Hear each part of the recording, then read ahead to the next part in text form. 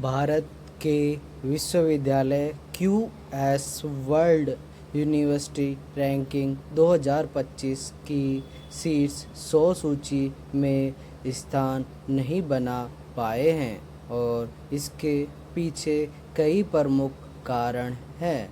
मुख्य रूप से अनुसंधान, उत्पादन, संकाय सदस्यों की गुणवत्ता, अंतर्राष्ट्रीयकरण और बुनियादी ढांचे जैसे मानकों पर भारतीय संस्थानों का प्रदर्शन विकसित देशों के विश्वविद्यालयों की तुलना में कमज़ोर रहा है।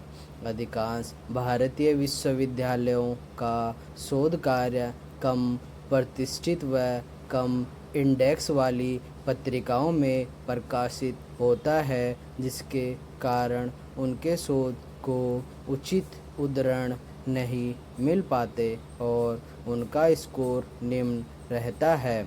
भारत में शोध के मार्ग में आर्थिक चुनौतियों या एक बड़ी बाधा है। शोधार्थियों को फेलोशिप के रूप में नाममात्र भत्ता मिलता है और डीम्ड विश्वविद्यालयों में पीएचडी करना एक महंगा प्रक्रम है।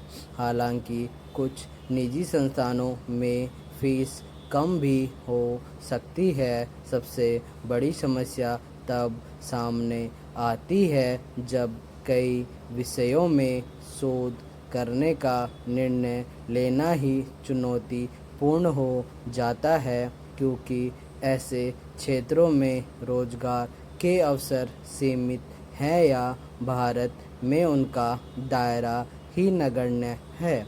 ऐसी परिस्थितियों में गुणवत्तापूर्ण शोध की कल्पना करना भी मुश्किल है। वैश्विक शीर्ष 10 विश्वविद्यालयों की सूची में संस्थान बनाने के लिए अनुसंधान संस्कृति में सुधार, वित्तपोषण बढ़ाने, अंतर्राष्ट्रीय सहयोग को बढ़ावा देने और रोजगारपरक शिक्षा पर जोर देने की आवश्यकता है।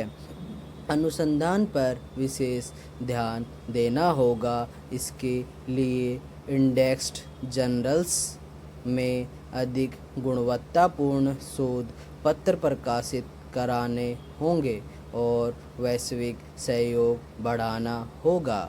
विश्व स्तरीय अवसंरचना जैसे आधुनिक प्रयोगशालाएं, डिजिटल पुस्तकालय और उच्च तकनीक सुविधाओं का विकास करना जरूरी है। अंतर्राष्ट्रीय संकाय और छात्रों को आकर्षित करने के लिए विनियम कार्यक्रम और संयुक्त डिग्री जैसी पहल करनी चाहिए।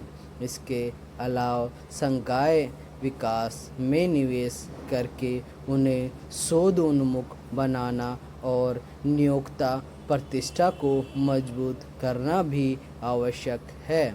इन कदमों से भारत के विश्वविद्यालय वैश्विक रैंकिंग में धीरे धीरे ऊपर आ सकते हैं।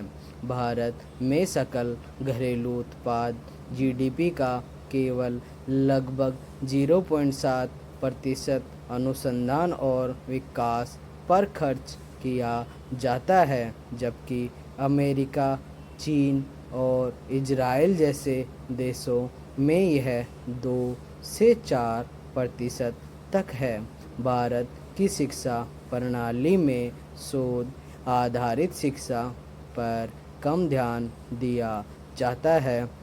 स्कूल और कॉलेज स्तर पर प्रैक्टिकल लर्निंग और क्रिटिकल थिंकिंग की कमी है। बदलाव के लिए उच्च गुणवत्ता वाले शोध संस्थान और रोजगार के अवसर प्रदान करना चाहिए। वेतन और कार्य परिस्थितियों को सुधारना चाहिए। प्रतिभा पलायन को रोकने के लिए नीतिगत बदलाव और संस्थानों में सुधार की आवश्यकता है, ताकि प्रतिभाशाली लोगों को देश में ही उचित अवसर मिल सके। विराम पैरा। आयुर्वेद दिवस भारत की मूल चिकित्सा पद्धति पर गर्व करने एवं विचार करने का अवसर है, जो केवल रोगों के यह प्राचीन ज्ञान हमें सिखाता है कि भोजन, जीवन शैली और पर्यावरण के साथ हमारे संबंध स्वास्थ्य पर गहरा प्रभाव डालते हैं। पैरा आयुर्वेद, जिसे जीवन का विज्ञान कहा जाता है, आपसी सामंजस्य के मूल सिद्धांत में निहित है।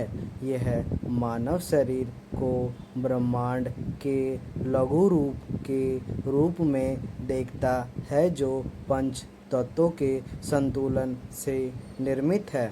जब ये तत्व संतुलित होते हैं तो हम स्वस्थ अनुभव करते हैं और असंतुलन होने पर रोग उत्पन्न होता है। व्यक्तिगत स्वास्थ्य से परे आयुर्वेद के सिद्धांत पर्यावरणीय संरक्षण के लिए एक सशक्त मार्ग प्रदान करते हैं। जैसे हम अपने भीतर संतुलन की कोशिश करते हैं, आयुर्वेद हमें हमारे परिस्थिति तंत्र में संतुलन बनाए रखने के लिए प्रेरित करता है। हमें मानव स्वास्थ्य और पर्यावरण स्वास्थ्य को अलग मुद्दों के रूप में नहीं देखना चाहिए। एक स्वस्थ ग्रह एक स्वस्थ मानवता की नींव है। आयुर्वेद एक जीवंत परंपरा है, जिसकी समय सापेक्ष प्रासंगिकता है। यह स्मरण दिलाता है कि एक स्वस्थ भविष्य का मार्ग केवल तकनीकी सुधारों में नहीं, बल्कि हमारे अपने शरीर और प्राकृतिक दुनिया के साथ पुनः जुड़ाव में निहित है।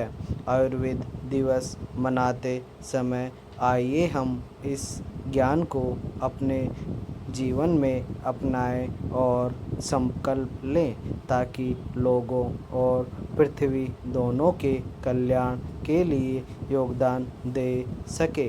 आयुर्वेद का ज्ञान अन्य जीवित प्राणियों तक भी फैला हुआ है।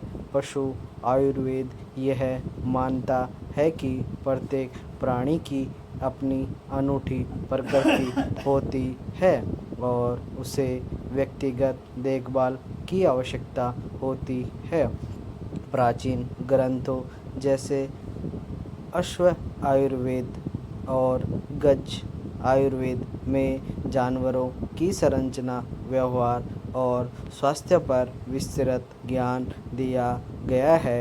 इसी प्रकार वृक्ष आयुर्वेद पौधों को जीवित प्राणी मानता है, जिनके लिए पोषण, सुरक्षा और संतुलित विकास आवश्यक है। आयुर्वेद का दर्शन वोकल फॉर लोकल को पूर्ण करता है। यह कहना अतिशयोक्ति नहीं होगा कि आयुर्वेद प्राचीन विज्ञान ही नहीं, अपितु भविष्य का विज्ञान भी है। यह एक जीवित विकसित परंपरा है, जिसका महत्व आज भी उतना ही प्रासंगिक है। यह हमें अपने शरीर, समुदाय और हमारी पृथ्वी के प्रति जिम्मेदार होने की शिक्षा देता है। संपूर्ण विराम।